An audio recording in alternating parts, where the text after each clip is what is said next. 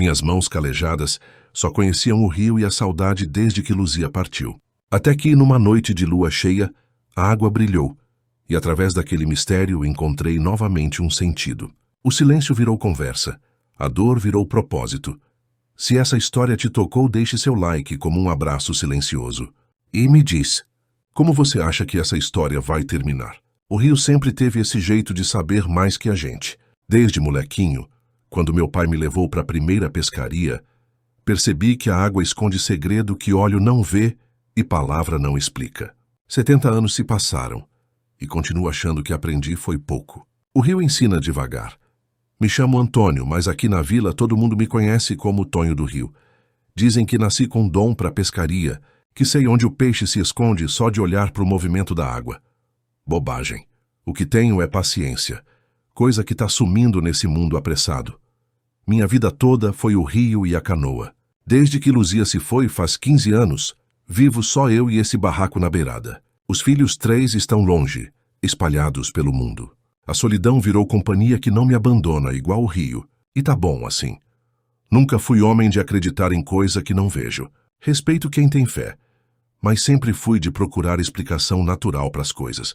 Se o rio enche, é porque choveu nas cabeceiras. Se o peixe aparece, é porque tem comida. Se o céu fica vermelho, é por causa da poeira. Simples assim.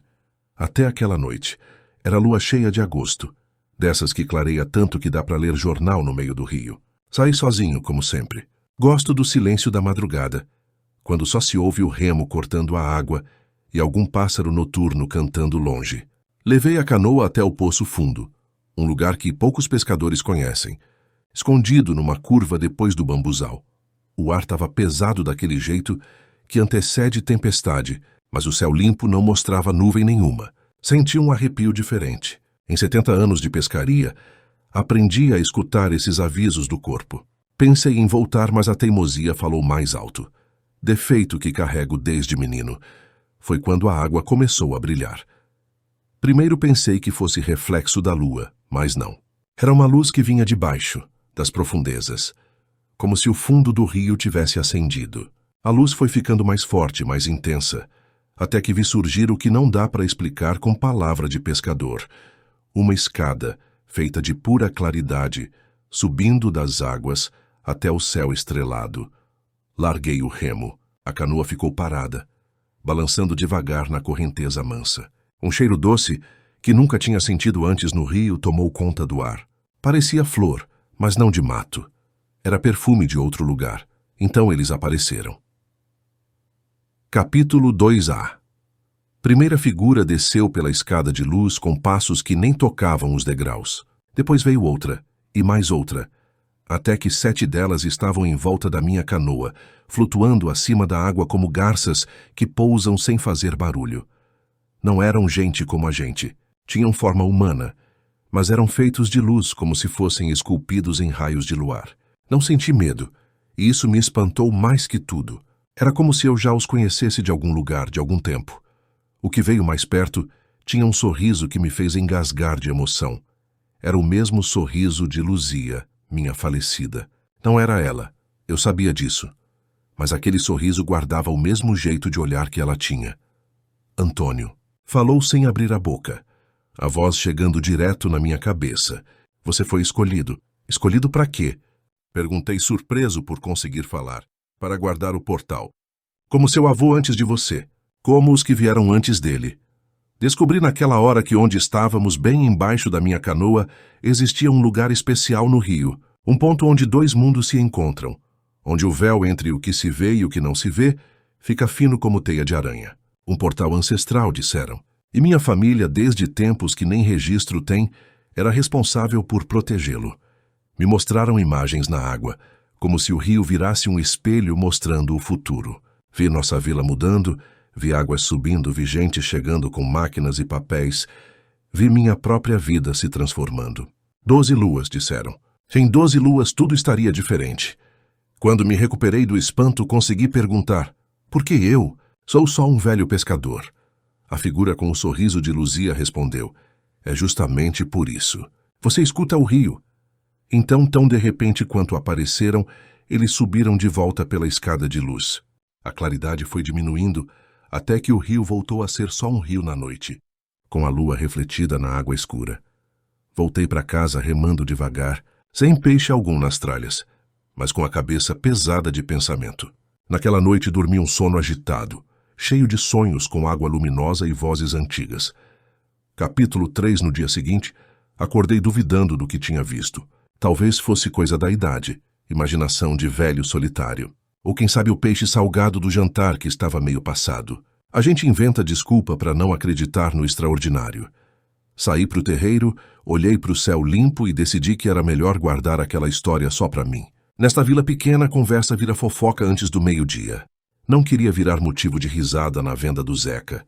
A manhã passou como sempre. Consertei a tarrafa, limpei o fundo da canoa, troquei a linha da vara de bambu. Trabalho de pescador não tem fim, mesmo quando não está pescando. Tentei esquecer a noite anterior, mas as imagens voltavam como peixe teimoso, que não aceita ser devolvido ao rio. Foi quando o céu escureceu de repente.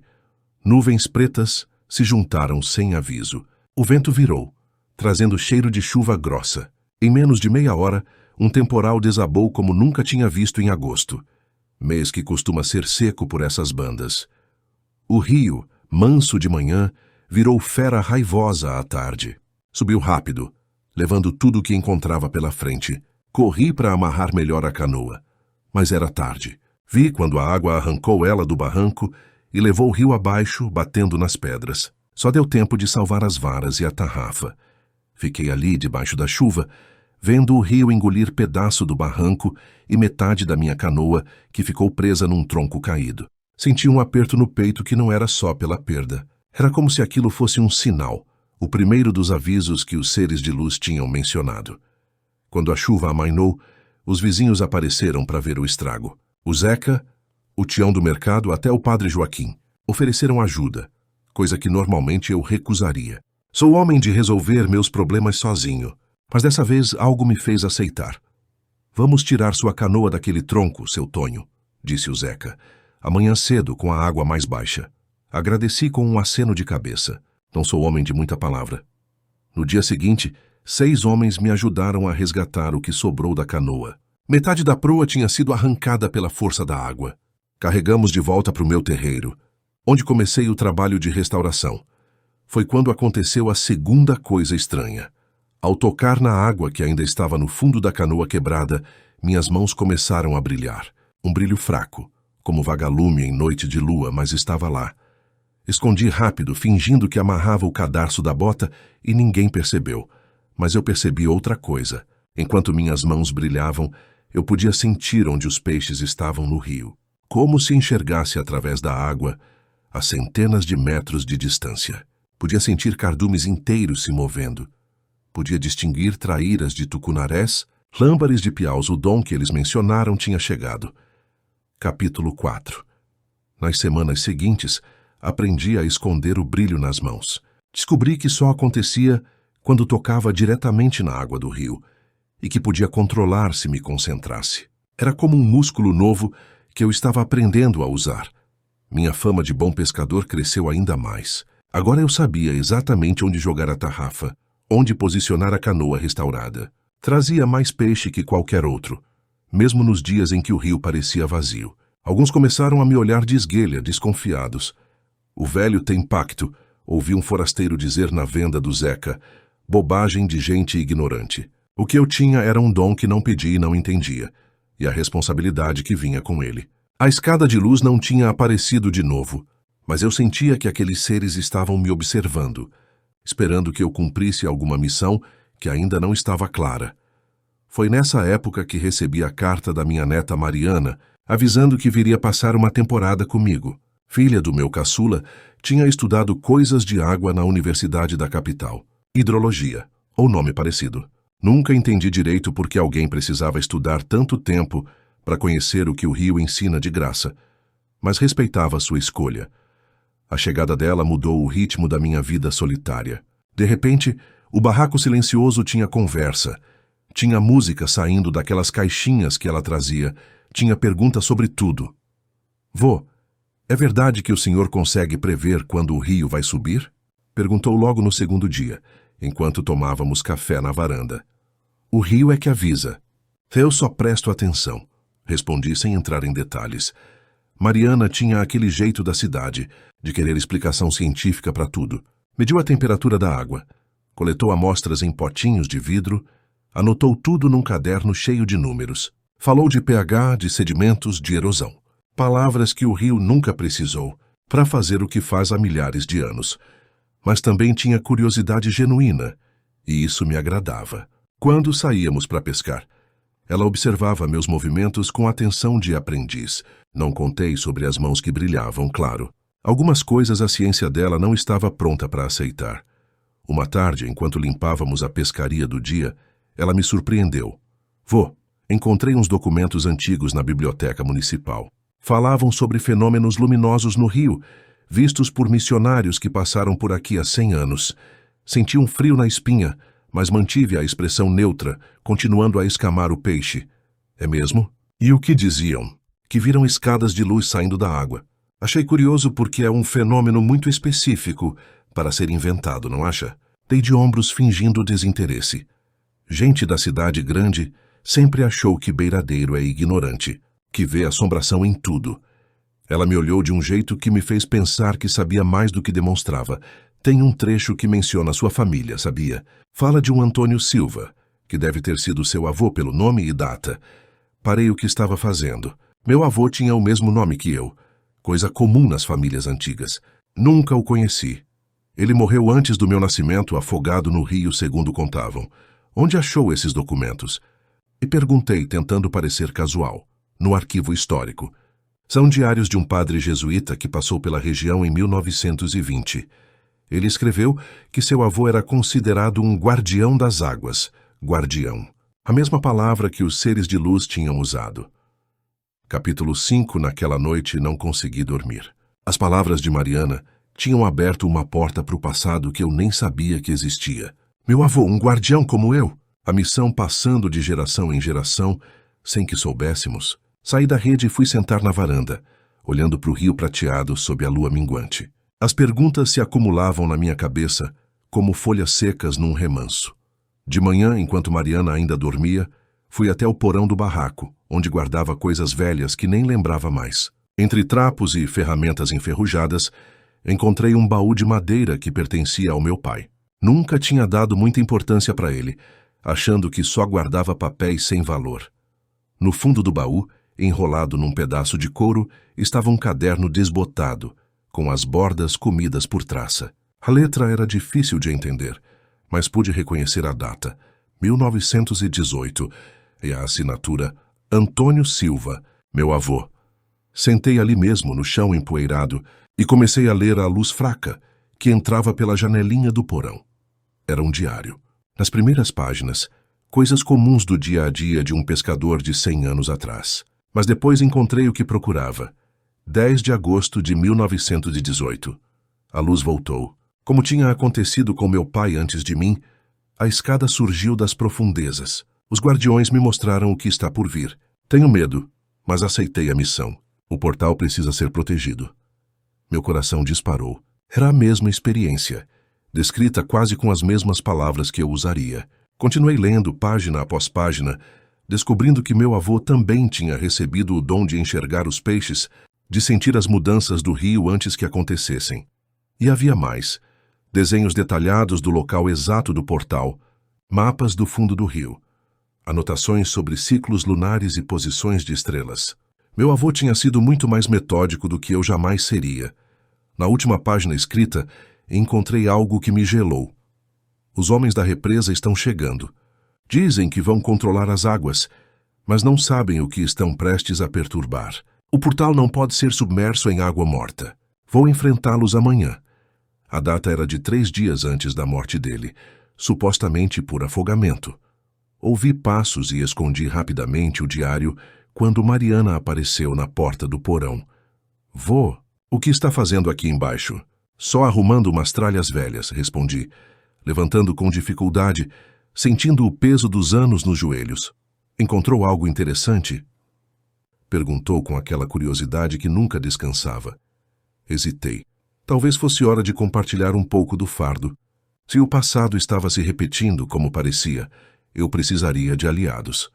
Encontrei um diário do meu avô. Acho que você vai querer dar uma olhada.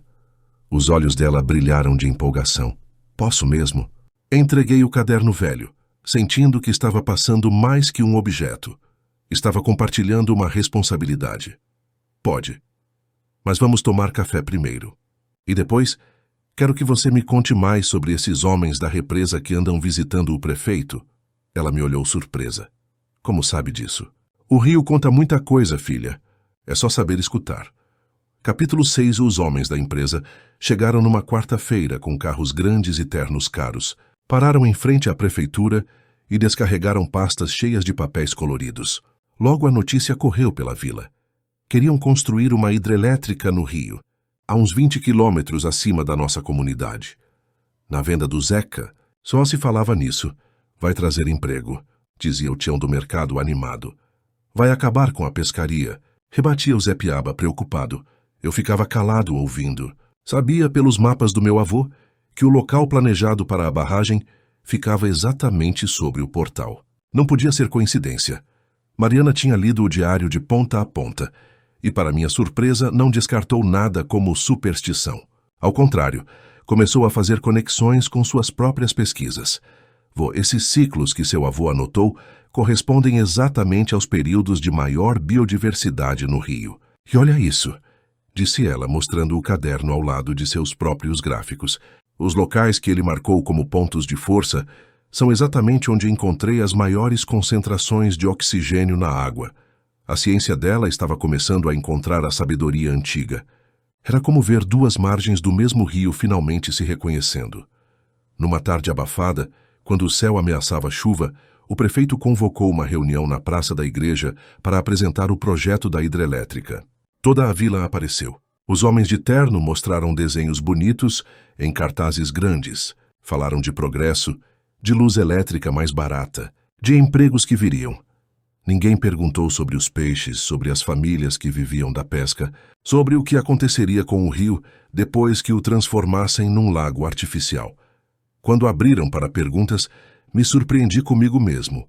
Eu, que passava meses sem falar mais que o necessário, me levantei do banco da praça e caminhei até a frente. Boa tarde, comecei, sentindo o coração bater forte. Meu nome é Antônio Silva, pescador dessas águas há mais de 60 anos. O prefeito me olhou com um sorriso nervoso. Nunca me meti em política ou reunião, e minha repentina participação causou burburinho. Queria saber o que vão fazer com o Poço Fundo, que fica exatamente onde pretendem construir a parede da represa. O engenheiro mais jovem consultou um mapa e respondeu com segurança artificial. Aquela área ficará submersa, senhor. Mas não se preocupe. O lago da hidrelétrica será ótimo para a pesca esportiva. Podemos até organizar torneios que trarão turistas. Senti uma raiva antiga subindo pela garganta. Uma raiva que nem sabia que tinha. O senhor já pescou algum dia na vida? Só perguntei. Ele pareceu desconfortável. Bem, recreativamente. Então não sabe do que está falando. Aquele lugar não é só um poço. É um berçário natural, onde os peixes do rio inteiro vêm desovar. Se o senhor transformar água corrente em água parada, vai matar não só os peixes de lá, mas de todo o trecho abaixo. O silêncio caiu sobre a praça. Eu nunca tinha falado tanto de uma vez na frente de tanta gente. Mariana, na primeira fila, me olhava com uma mistura de surpresa e orgulho. Sem contar. Continuei, sentindo que não podia parar agora. Que existem sítios arqueológicos submersos que nunca foram estudados. Formações rochosas que os antigos usavam para marcar as estações. Coisas que a água da represa vai cobrir para sempre. Nesse momento, sem que eu percebesse, minhas mãos começaram a brilhar. Não o brilho fraco de sempre, mas uma luz intensa, azulada, que se refletia no meu rosto. Um murmúrio percorreu a multidão. Baixei os braços rápido, escondendo as mãos nos bolsos, mas era tarde. Todos tinham visto. O que foi isso? Perguntou o prefeito. Com a voz trêmula. Olhei para Mariana, que assentiu levemente, como se dissesse que era hora de contar a verdade. Isso, respondi, tirando as mãos dos bolsos e mostrando o brilho que agora não tentava mais esconder, é o rio falando através de mim. Capítulo 7. Caos que se seguiu à revelação das minhas mãos luminosas foi grande.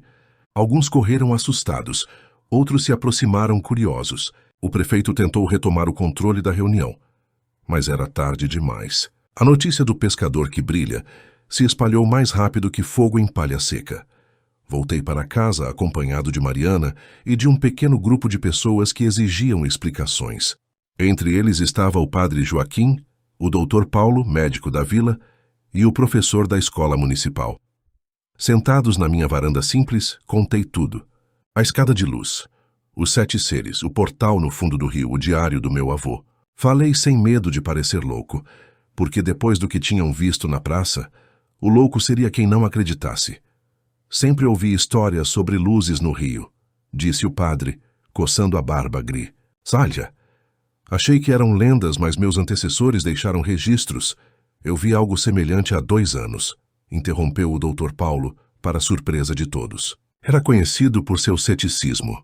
Estava pescando sozinho tarde da noite.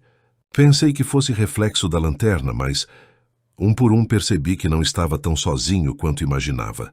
Outros tinham visto coisas, sentido coisas, mas guardavam para si com medo do julgamento. Mariana pegou o diário do meu avô e espalhou as páginas na mesa da varanda.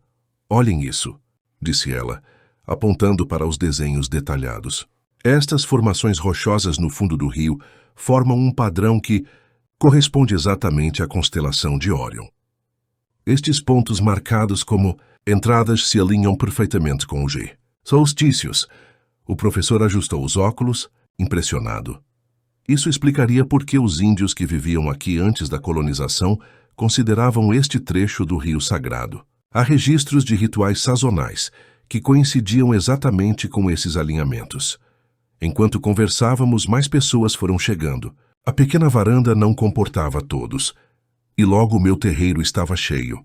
Pessoas que mal me cumprimentavam antes, agora queriam ouvir o que eu tinha a dizer.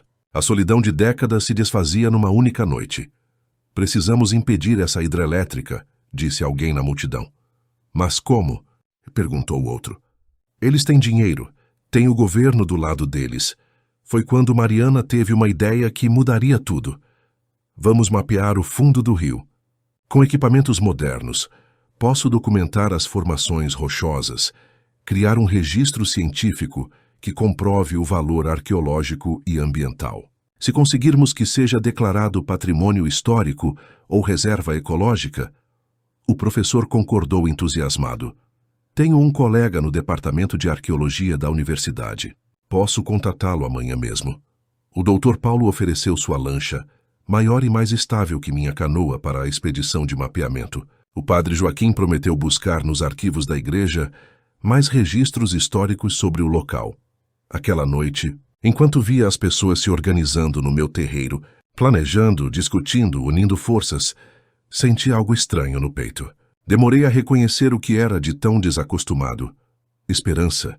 Quando todos foram embora e só restamos eu e Mariana, ela se sentou ao meu lado no banco da varanda. O vô sempre soube disso tudo, não é? Mesmo antes da escada de luz aparecer. Olhei para o rio escuro, brilhando sob o céu estrelado. Sabia e não sabia, filha. É como quando você sente que vai chover, mas não vê nuvem nenhuma. O corpo sabe coisas que a cabeça demora a entender. Ela pegou minha mão que agora não brilhava mais. Por que acha que escolheram você? Dei um suspiro longo pensando na resposta. Não é questão de escolher, é questão de escutar. O rio sempre fala, mas poucos param para ouvir. Capítulo 8. Nos dias que se seguiram, nossa pequena vila virou um formigueiro de atividade. A expedição de mapeamento do fundo do rio atraiu pesquisadores da universidade, jornalistas e até alguns curiosos de cidades vizinhas. O que antes era apenas a palavra de um velho pescador, agora ganhava contornos científicos. Mariana liderava os trabalhos com uma competência que me enchia de orgulho. Com aparelhos modernos emprestados da universidade, ela conseguiu criar imagens do fundo do rio que confirmavam o que o diário do meu avô já mostrava. As formações rochosas não eram naturais. Formavam padrões geométricos perfeitos demais para serem obra do acaso. É claramente uma estrutura artificial, explicou o arqueólogo que veio examinar as imagens. Pela disposição e pelo desgaste das pedras, estimo que tenha pelo menos 1000 anos. Os jornais da capital publicaram matérias sobre a descoberta. Logo, o caso da hidrelétrica do Portal, como passou a ser chamado, ganhou repercussão nacional. Grupos ambientalistas e de defesa do patrimônio histórico se manifestaram contra a construção. No meio dessa agitação toda, recebi um convite inesperado do padre Joaquim, participar da procissão fluvial de São Pedro, padroeiro dos pescadores. Normalmente eu acompanhava de longe, respeitoso mas distante. Dessa vez queriam que minha canoa levasse a imagem do santo. Não sou o homem mais devoto da vila, argumentei. Não é questão de devoção, seu Antônio, respondeu o padre. É questão de reconhecimento. O senhor defendeu o rio, quando ninguém mais se importava. É o guardião das águas como seu avô foi antes. Aceitei, mais por não saber como recusar do que por vontade própria. No dia da procissão, dezenas de barcos e canoas enfeitados com bandeiras coloridas se reuniram na beira do rio. O sol da tarde dourava a água quando colocaram a imagem de São Pedro na minha canoa restaurada. Mariana veio comigo, assim como o Dr. Paulo, que insistiu em documentar tudo. A procissão começou ao som de cantos e rezas. Minha canoa ia à frente, abrindo caminho pelas águas calmas. O peso da responsabilidade me fazia remar com cuidado extra, atento a cada movimento da correnteza. Quando chegamos ao meio do rio, no ponto mais largo antes da curva do bambuzal, aconteceu. Primeiro, foi só uma vibração na água, como se algo grande se movesse nas profundezas. Depois pontos de luz começaram a surgir, pequenos no início, crescendo, até formarem pilares brilhantes que subiam da água em direção ao céu. Não era a escada que eu tinha visto antes, mas algo igualmente extraordinário. Colunas de luz pura, como se o fundo do rio tivesse acendido 1000 velas ao mesmo tempo. Os cantos pararam. As vozes silenciaram. Só se ouvia o suave balançar da água e alguns suspiros de espanto. Estão vendo isso? Perguntou Mariana, agarrada à borda da canoa. Todos estamos, respondeu o Dr. Paulo, filmando com o celular com mãos trêmulas. O fenômeno durou apenas alguns minutos, mas foi o suficiente. Quando as luzes desapareceram e a procissão prosseguiu, algo tinha mudado para sempre. Não era mais apenas a palavra de um velho pescador contra uma grande empresa. Agora havia dezenas de testemunhas, vídeos, provas de que algo realmente extraordinário acontecia naquelas águas. Na volta para casa, enquanto o sol se punha no horizonte, Mariana me fez a pergunta que eu sabia que viria. O vô sabia que isso ia acontecer? Balancei a cabeça. Não do jeito que aconteceu, mas senti que o rio queria se mostrar. Às vezes ele faz isso. Revela um pouco de sua magia quando sente que é hora. Ela ficou em silêncio por um tempo, processando. Os seres de luz, eles estão nos ajudando, não é? Estão do nosso lado contra a hidrelétrica. Pensei antes de responder, lembrando do que tinham me dito na noite da escada luminosa. Não acho que eles pensem em lados, filha. Eles protegem o portal, que existe muito antes de nós e vai continuar existindo depois. Nós é que precisamos escolher. Vamos proteger também ou vamos destruir? Naquela noite, a vila inteira parecia diferente. Havia uma energia nova no ar, uma mistura de reverência e propósito. As pessoas falavam mais baixo, como se tivessem entrado numa igreja natural. E eu, pela primeira vez em muitos anos, não me senti um estranho entre eles. Capítulo 9a. Notícia dos pilares de luz no rio se espalhou como fogo em capim seco. Os vídeos gravados durante a procissão viralizaram na internet, trazendo ainda mais atenção para nossa pequena vila. Jornalistas, pesquisadores e curiosos começaram a chegar em números cada vez maiores. A empresa da hidrelétrica enviou especialistas para investigar o fenômeno, como disseram oficialmente. Na verdade, queriam desacreditar o que tinha acontecido. Encontrar alguma explicação que permitisse seguir com seus planos. Falaram em reflexos na água, gases naturais, até em fraude coletiva. Mas o brilho nas minhas mãos não podia ser explicado por ciência comum. Nem as imagens do fundo do rio, que revelavam estruturas cada vez mais complexas, conforme Mariana e a equipe de pesquisadores aprofundavam o mapeamento. Encontramos uma câmara submersa, disse ela uma noite espalhando mapas na mesa da cozinha. Uma espécie de sala circular, com paredes de pedra polida embaixo da formação principal. O arqueólogo da universidade, que agora passava mais tempo na vila que na cidade, complementou. E o mais impressionante é que as paredes têm inscrições, símbolos que não correspondem a nenhuma escrita conhecida na região. Pedi para ver as imagens. Quando olhei para as marcações nas pedras submersas, senti um arrepio. Reconheci alguns dos símbolos. Eram os mesmos que tinha visto refletidos na água na noite da escada luminosa. Isso é um mapa, falei, surpreso com minha própria certeza. Um mapa de quê? Perguntou o arqueólogo. Das estrelas. Mas não como elas são hoje, como eram há muito tempo, ou como serão um dia. Não sabia de onde vinha esse conhecimento, mas tinha certeza absoluta. Era como se as marcas falassem diretamente para alguma parte antiga da minha mente. Nos dias seguintes, mais descobertas foram feitas. A câmara submersa era apenas uma de várias estruturas interligadas. Havia túneis, outras salas menores, formações que pareciam altares ou observatórios.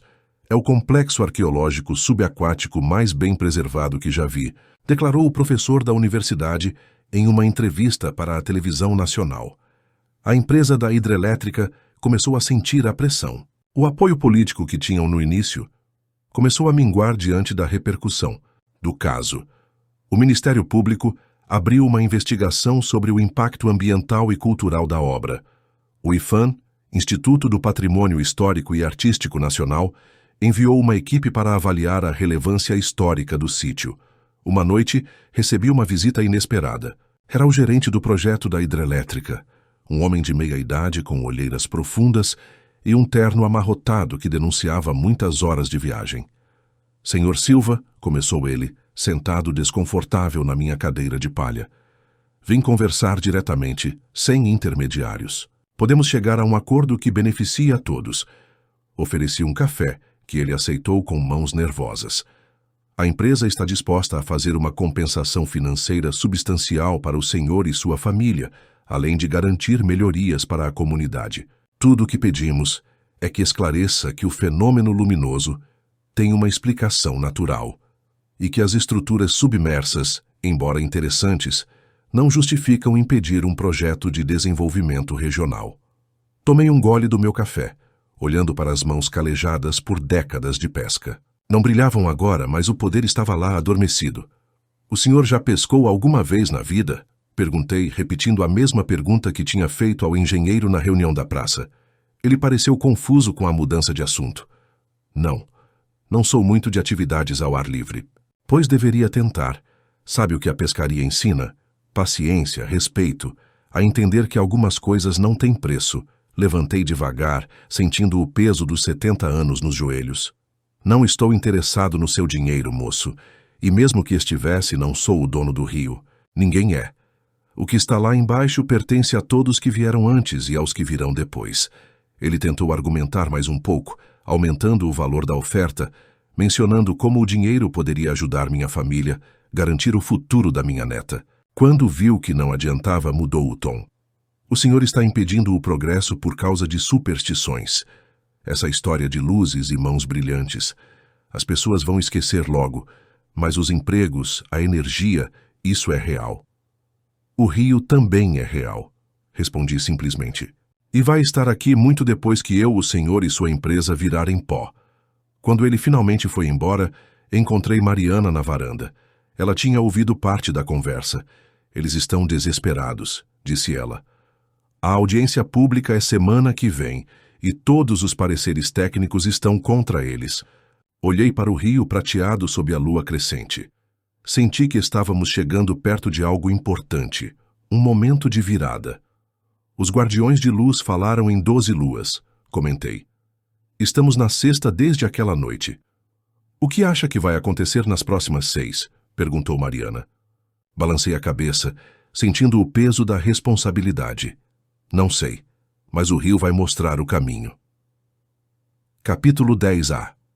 A audiência pública sobre a hidrelétrica aconteceu no ginásio da escola municipal, único lugar grande o suficiente para acomodar tanta gente. Além dos moradores da vila, vieram pessoas de toda a região, representantes do governo, da empresa, da imprensa. Eu nunca tinha visto tanta gente reunida na nossa pequena comunidade. Me senti deslocado com tanto movimento, tanto barulho. Pescador gosta de silêncio, de espaço aberto. Mas entendi que algumas batalhas precisam ser lutadas fora do rio. A reunião começou com os representantes da empresa apresentando uma versão modificada do projeto, tentando mostrar que tinham ouvido as preocupações da comunidade. A barragem seria construída a alguns quilômetros acima, preservando o sítio arqueológico. Haveria compensações ambientais, programas de repovoamento de peixes, investimentos em infraestrutura local. Era uma proposta bem elaborada, dessas que fazem sentido no papel. Muita gente começou a balançar a cabeça, convencida. Afinal, a promessa de progresso sem destruição é sempre sedutora. Quando abriram para manifestações, Mariana foi a primeira a falar. Com a segurança de quem domina o assunto, ela explicou por que o novo local proposto ainda afetaria o ecossistema do rio como um todo, como a alteração do fluxo de água impactaria os ciclos reprodutivos dos peixes, como a sedimentação mudaria a química da água. O arqueólogo mostrou como as estruturas submersas formavam um complexo interligado, que se estendia por quilômetros, muito além do que a empresa considerava o sítio arqueológico. Um a um, especialistas e moradores locais apresentaram argumentos contra o projeto, mesmo em sua versão revisada. A maré estava virando novamente. Foi quando o representante da empresa jogou sua carta final. Todos esses argumentos são válidos e serão considerados. Mas precisamos pesar também o interesse público maior. Esta hidrelétrica fornecerá energia limpa para 500 mil de pessoas. Empregos serão criados. O desenvolvimento econômico beneficiará toda a região. Ele fez uma pausa dramática. Precisamos decidir o que pesa mais: a preservação de algumas pedras antigas e peixes ou o futuro de nossas crianças. O ginásio ficou em silêncio. Aquele tipo de argumento é difícil de combater, porque mexe com o medo que as pessoas têm do futuro, da falta. Senti que era minha hora de falar. Caminhei devagar até o microfone, consciente dos olhares que me seguiam. O homem que brilha, o guardião do rio, títulos que eu nunca pedi, mas que agora carregava. Meu nome é Antônio Silva. Comecei sentindo a voz sair mais firme do que esperava. Nasci nesta vila e pesquei neste rio por mais de 60 anos. Fiz uma pausa, olhando para os rostos atentos. O moço ali falou em escolher entre pedras antigas e o futuro das crianças. Mas essa é uma falsa escolha. O rio não é só algumas pedras, é vida, é história. É o que nos trouxe até aqui e o que vai levar os que vierem depois. Senti as mãos começarem a formigar, o brilho querendo aparecer. Não o contive dessa vez. Quando era menino, meu pai me ensinou que não se tira mais peixes do que se precisa, porque o rio precisa se renovar. Não se corta mais lenha do que se usa, porque a mata precisa crescer. Não se toma mais do que a natureza pode dar. Minhas mãos agora brilhavam intensamente, refletindo no microfone, nos rostos das primeiras fileiras. Alguns suspiros de espanto percorreram o ginásio, mas continuei. Esse brilho não é mágica. É o rio falando através de mim, como falou. Através do meu avô, como vai falar através de outros depois que eu me for. É o lembrete de que não somos donos da água, somos parte dela. Olhei diretamente para o representante da empresa. O senhor fala em energia limpa, mas não há nada limpo em afogar a história e a vida por ganância. Fala em empregos, mas quantos pescadores perderão seu sustento? Fala no futuro das crianças, mas que futuro terão se ensinamos que o progresso significa destruir o que não podemos recriar? O silêncio no ginásio era absoluto. Até mesmo os repórteres, que normalmente digitavam furiosamente em seus aparelhos, estavam parados, atentos. Não estou dizendo que não precisamos de energia ou desenvolvimento. Estou dizendo que precisamos encontrar um caminho que respeite o que já está aqui. Os antigos que construíram aquelas pedras no fundo do rio sabiam disso. Viveram em harmonia com a água por séculos. Nós, com toda a nossa tecnologia, não conseguimos fazer o mesmo? Quando terminei de falar, meu coração batia forte, mas me sentia estranhamente calmo. Tinha dito o que precisava ser dito. O resto não estava em minhas mãos. O que não esperava era a reação. Começou como um aplauso isolado, depois outro, até que todo o ginásio estava de pé, aplaudindo. Vi lágrimas em alguns rostos, acenos de aprovação em outros. Até mesmo alguns representantes do governo pareciam tocados. O representante da empresa tentou responder, mas sua voz se perdeu no barulho dos aplausos. A reunião foi encerrada pouco depois, com o anúncio de que uma decisão final seria tomada após a análise de todos os argumentos apresentados. Quando saí do ginásio, percebi que algo tinha mudado em mim também. O peso que carregava desde a noite da escada de luz parecia mais leve agora, compartilhado com todos aqueles que tinham se levantado ao meu lado. Capítulo 11. Nas semanas seguintes à audiência pública, nossa vila virou um ponto de peregrinação. Pessoas de todos os cantos do país e até de fora dele vinham para conhecer o Rio das Luzes, como passou a ser chamado. Queriam ver o local onde os pilares luminosos tinham aparecido, conhecer o velho pescador de mãos brilhantes, sentir um pouco da magia que tinham visto nos vídeos que circulavam pela internet. A empresa da hidrelétrica recuou temporariamente, anunciando que iria reavaliar o projeto à luz das novas descobertas. Todos sabíamos que era apenas uma maneira de ganhar tempo, de esperar que o interesse público diminuísse para voltar com força renovada. Mas algo mais importante estava acontecendo. Algo que ia além da batalha contra a barragem. A vila estava se transformando. Pescadores que antes competiam por territórios agora compartilhavam conhecimento. Jovens que planejavam ir embora para a cidade grande agora queriam ficar, fascinados pela história que se revelava sob as águas. E eu, pela primeira vez em décadas, não me sentia sozinho. Não apenas pela presença constante de Mariana, mas porque tinha encontrado meu lugar na comunidade. Não como figura isolada, mas como parte de algo maior.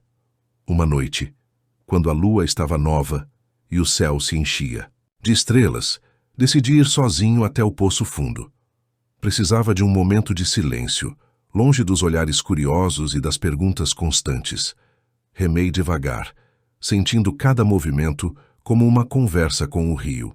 A noite estava excepcionalmente clara, com a Via Láctea formando um caminho brilhante acima da minha cabeça. O único som era o suave deslizar do remo na água e o ocasional mergulho de algum peixe noturno.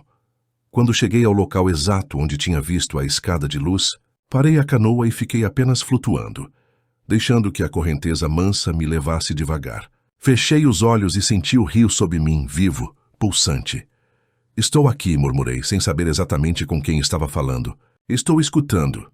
A resposta veio não em palavras, mas em sensação.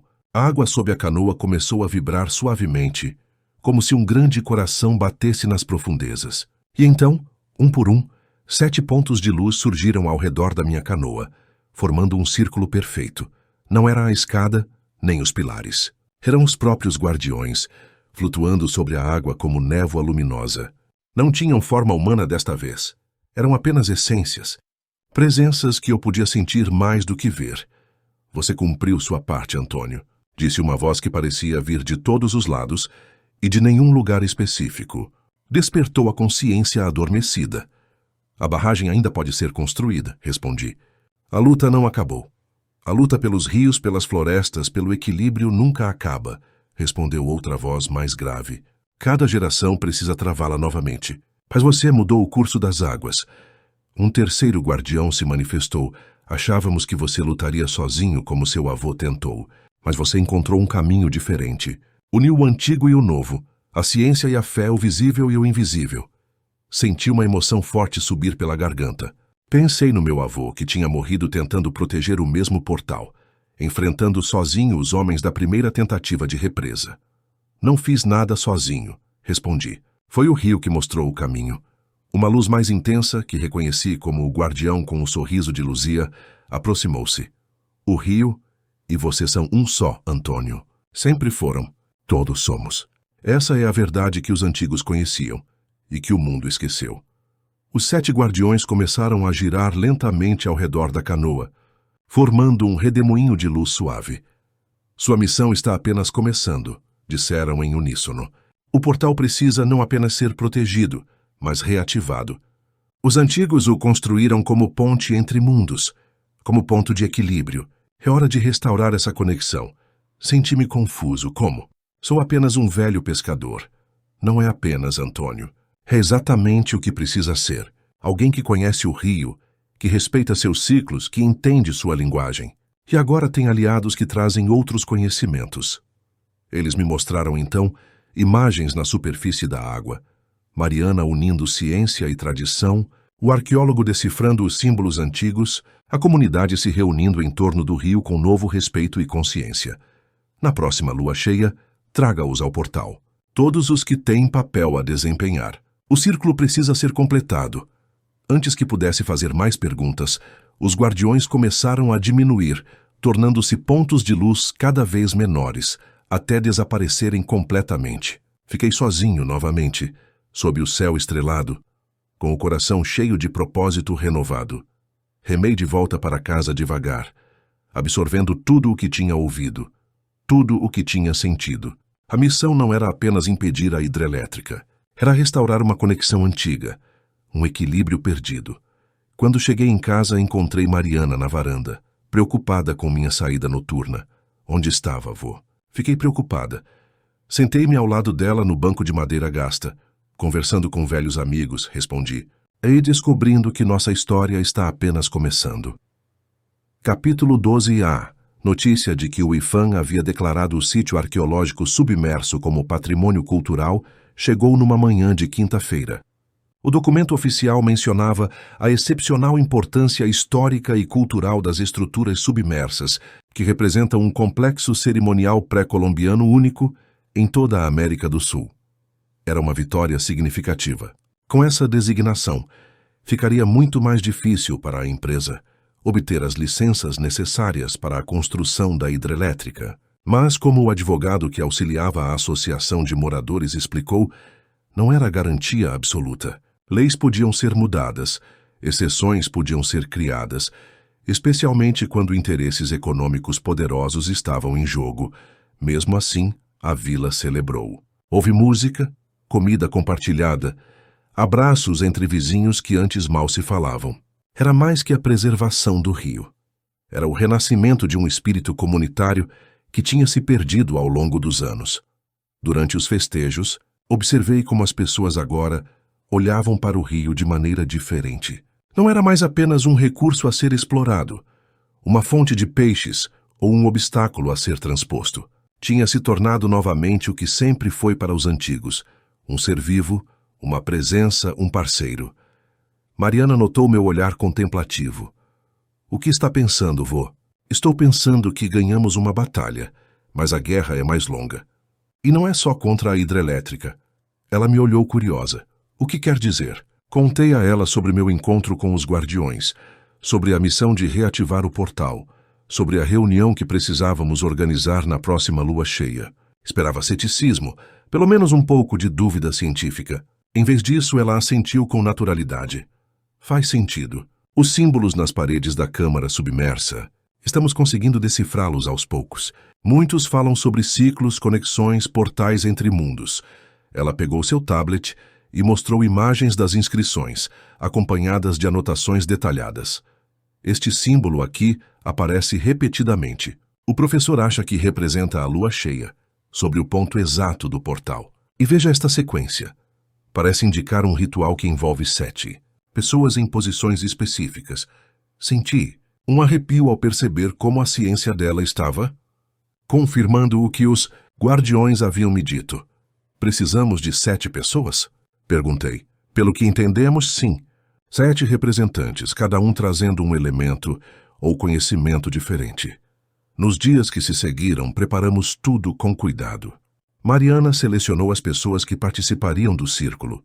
Além de nós dois, o arqueólogo que entendia os símbolos antigos, o padre Joaquim representando a fé, o Dr. Paulo representando a ciência médica, Dona Jurema, a parteira mais antiga da região, guardiã das ervas e conhecimentos tradicionais, e, por fim, Tião do Mercado, que todos surpreendeu ao revelar que era neto de um pajé e conhecia cantos sagrados em língua tupi.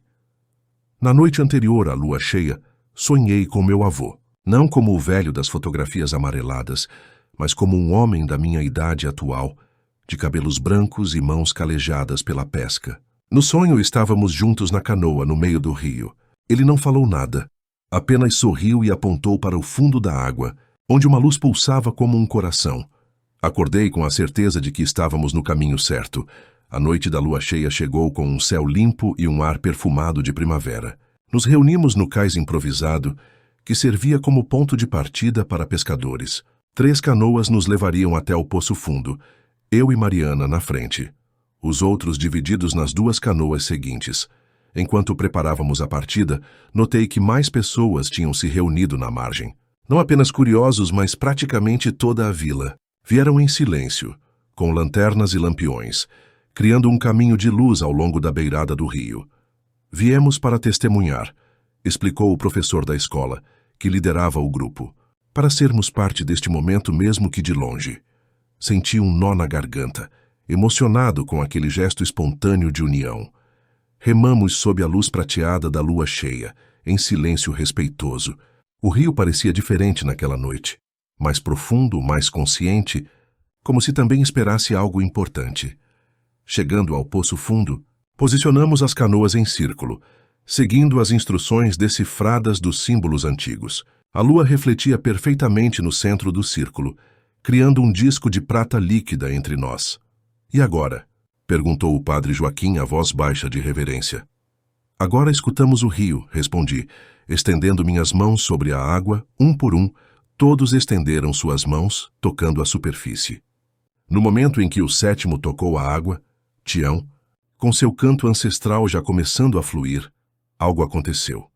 A água sob nossas mãos começou a brilhar, não apenas refletindo a lua, mas com luz própria, que vinha das profundezas. Minhas mãos brilharam mais intensamente que nunca, e percebi que o mesmo acontecia com todos os outros. 7 pessoas, 7 luzes distintas, como os 7 guardiões que me visitaram. O canto de Tião cresceu, unindo-se ao som do rio, da brisa nas folhas, dos insetos noturnos. Mariana, inspirada por algo além do conhecimento científico, começou a recitar os símbolos decifrados das paredes submersas. O padre Joaquim oferecia uma prece em latim antigo, enquanto Dona Jurema sussurrava nomes de ervas e fluxos em um idioma que soava mais velho que a própria terra. E então, surgindo das profundezas como uma flor que se abre, a escada de luz apareceu novamente. Mas não estava sozinha. 7 escadas, uma em frente a cada participante do círculo, formando uma estrutura complexa que subia até o céu estrelado. Da margem, ouvimos suspiros e exclamações abafadas. A vila inteira testemunhava o impossível, se tornando real diante de seus olhos. Os guardiões desceram pelas escadas, mais nítidos que nunca. Agora podíamos ver que cada um deles representava não apenas um ancestral, mas uma força da natureza, um elemento, um aspecto do conhecimento humano. Eram pontes entre mundos, entre saberes, entre tempos. O círculo está completo, disseram em uníssono. O portal está desperto novamente. Capítulo 3 Mois. O amanhecer após a noite da reativação do portal trouxe uma sensação estranha para a vila. Era como se todos tivéssemos acordado de um sonho coletivo, mas com a certeza absoluta de que não havia sido apenas um sonho. As pessoas falavam baixo nas ruas, trocando olhares de reconhecimento, como sobreviventes de uma experiência profunda que não podia ser completamente traduzida em palavras. Muitos se aproximaram de mim com perguntas, não mais céticas, mas reverentes. O que aconteceu com as escadas depois que sumimos de vista? Perguntou uma jovem professora que tinha assistido da margem. O que os seres de luz falaram? Quis saber um pescador antigo, que antes era o mais cético de todos. Respondi o que podia, sabendo que algumas experiências precisam ser vividas, não apenas contadas. O que importava é que agora toda a comunidade tinha visto, tinha sentido, tinha se tornado parte da história. A notícia da Noite das 7 Escadas, como passou a ser chamada, espalhou-se rapidamente. Dessa vez, não eram apenas vídeos granulados ou relatos duvidosos. Centenas de pessoas tinham testemunhado, fotografado, gravado. A imagem das escadas de luz subindo do rio para o céu estrelado apareceu em jornais nacionais, em programas de televisão, em sites de todo o mundo. Cientistas vieram tentar explicar o fenômeno. Falaram de gases naturais, refrações de luz, ilusões de ótica coletivas. Mas suas teorias soavam vazias diante da experiência vivida, e nenhuma conseguia explicar as mudanças que começaram a acontecer no rio e nas pessoas. A água ficou mais clara, mais pura. Análises laboratoriais mostraram uma redução significativa em poluentes, mesmo os que vinham de longe, trazidos pela correnteza. Peixes que não eram vistos há décadas começaram a reaparecer. Plantas ribeirinhas florescerem fora de época, mais vibrantes que o normal. E as pessoas mudaram também. Doenças crônicas apresentaram melhoras inexplicáveis. Conflitos antigos foram resolvidos com diálogo, onde antes havia apenas ressentimento.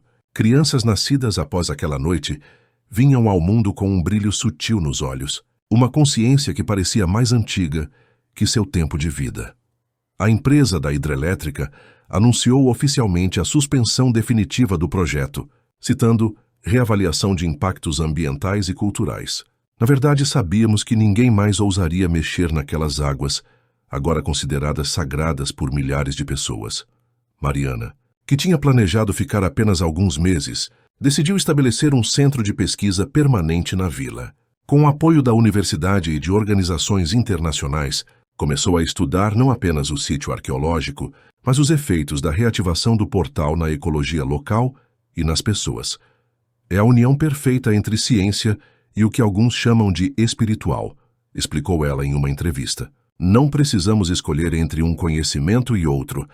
Os antigos que construíram o portal já sabiam disso. Quanto a mim, continuei pescando. Não por necessidade. As doações para o Guardião do Rio garantiriam uma aposentadoria confortável, mas porque o rio era meu lugar, minha conversa diária com o mundo. Mas agora, raramente ia sozinho. Jovens da vila pediam para acompanhar. Queriam aprender não apenas a pescar, mas a escutar o rio, a entender seus ciclos, a respeitar seus mistérios. Numa tarde particularmente serena, levei um grupo de 5 meninos entre 10 e 14 anos para uma pescaria tranquila num remanso próximo à vila. Enquanto observava um deles, o mais quieto, manusear a vara de bambu com uma naturalidade impressionante, notei algo que me fez sorrir. Suas mãos, por um breve momento, brilharam ao tocar a água. "Você viu isso?" perguntou ele, assustado e maravilhado ao mesmo tempo. "Vi", respondi calmamente.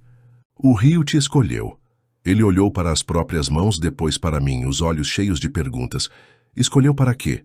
Coloquei minha mão envelhecida sobre a dele, pequena e ainda sem calos. "Para continuar o que começamos. Para lembrar às pessoas que a água não é apenas algo que bebemos ou usamos.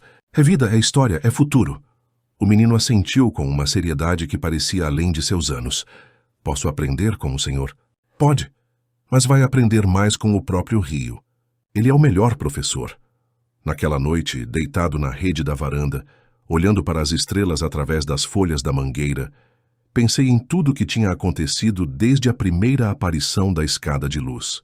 Como minha vida solitária tinha se transformado, como a comunidade tinha se unido, como o futuro agora parecia cheio de possibilidades que antes nem sonhávamos. Pensei no meu avô, que tinha lutado sozinho e perdido a batalha, mas não a guerra. Pensei em Luzia, que sempre dizia que eu precisava abrir mais o coração para as pessoas. Pensei nos guardiões de luz, que existiam muito antes de nós e continuariam muito depois. E entendi, finalmente, o que eles queriam dizer quando falaram que o portal não era apenas uma passagem entre mundos físicos. Era uma ponte entre passado e futuro, entre diferentes formas de conhecimento, entre o ser humano e o resto da natureza. A verdadeira missão nunca foi apenas impedir uma hidrelétrica. Foi restaurar uma conexão que tinha sido perdida. Lembrar que somos parte de algo maior, que flui como um rio através do tempo. Capítulo 14 e 6 anos se passaram desde a noite das 7 escadas. Estou com 76 anos agora. E sinto o peso da idade nos ossos quando o tempo muda, quando a umidade aumenta antes da chuva.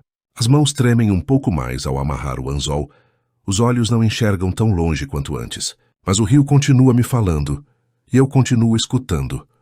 Nossa vila não é mais a mesma. Cresceu, mas de um jeito diferente do que acontece quando o progresso chega atropelando tudo. As casas novas foram construídas respeitando o curso natural das águas. O centro de pesquisa fundado por Mariana virou referência mundial em estudos de ecologia fluvial e conhecimentos tradicionais. Pesquisadores de todos os continentes vêm aprender não apenas com os cientistas, mas com os pescadores antigos, com as parteiras, com os conhecedores de ervas. O poço fundo onde o portal se localiza foi declarado área de preservação internacional. Uma vez por mês, na lua cheia, uma cerimônia simples é realizada lá, sem pompa, sem cobrança, apenas pessoas em círculo agradecendo ao rio e renovando o compromisso de protegê-lo. As escadas de luz aparecem ocasionalmente, não em datas previsíveis, mas em momentos importantes. Apareceram no nascimento do primeiro filho de Mariana, uma menina que recebeu o nome de Luzia, em homenagem à minha falecida esposa. Apareceram quando uma grande enchente ameaçou a região, mas parou misteriosamente antes de causar destruição. Apareceram na noite em que o último membro do círculo original, Dona Jurema, partiu deste mundo aos 98 anos. O menino de mãos brilhantes que encontrei naquela pescaria, José é seu nome, tornou-se meu aprendiz oficial. Tem 20 anos agora. Estuda biologia na universidade, mas volta todos os fins de semana para pescar comigo. Outros surgiram depois dele, crianças e jovens com o mesmo dom, a mesma conexão especial com as águas. Formamos um novo círculo de guardiões, mesclando o antigo conhecimento do rio com o novo entendimento que a ciência traz. Ainda pesco quase todos os dias, mais por prazer e ritual do que por necessidade. A canoa é nova, feita pelos artesãos da cooperativa local, mas o remo é o mesmo de sempre, polido por décadas de uso, suave como seda sob minhas mãos calejadas. Nas manhãs de neblina, quando o rio e o céu se confundem num único branco leitoso, às vezes tenho a impressão de ver os guardiões de luz caminhando sobre as águas, observando silenciosamente o mundo que ajudaram a transformar. Não falam mais comigo como antes. Não precisam. A mensagem foi entregue. A missão compreendida, o caminho aberto para as novas gerações continuarem.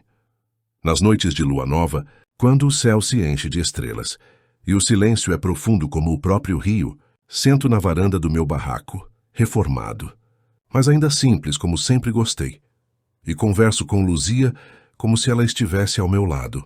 Conto sobre o dia, sobre os peixes, sobre as pequenas alegrias e preocupações. Sei que em algum lugar, de alguma forma, ela escuta.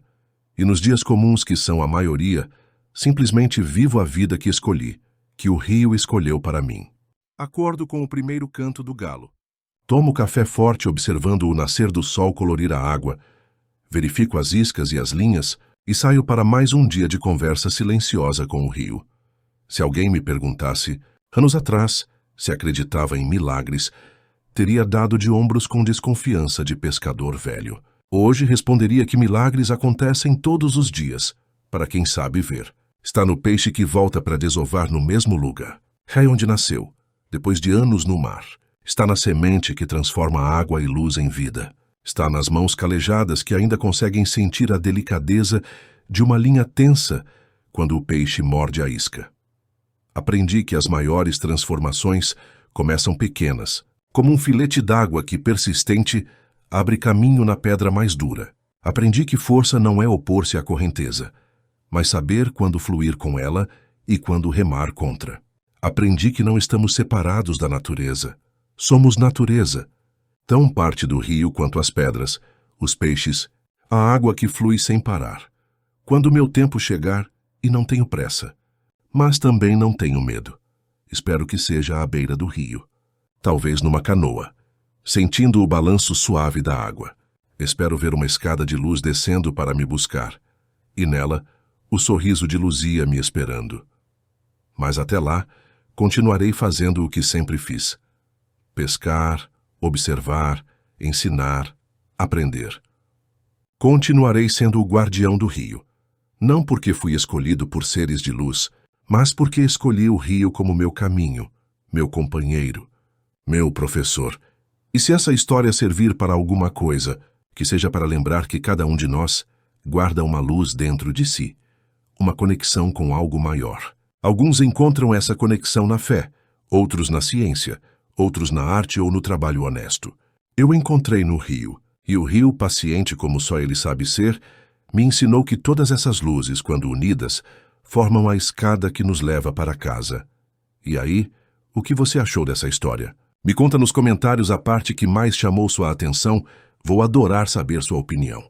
E se você ainda não é inscrito no canal, aproveita agora para se inscrever e ativar o sininho. Assim você não perde nenhuma das próximas histórias incríveis que vou trazer aqui.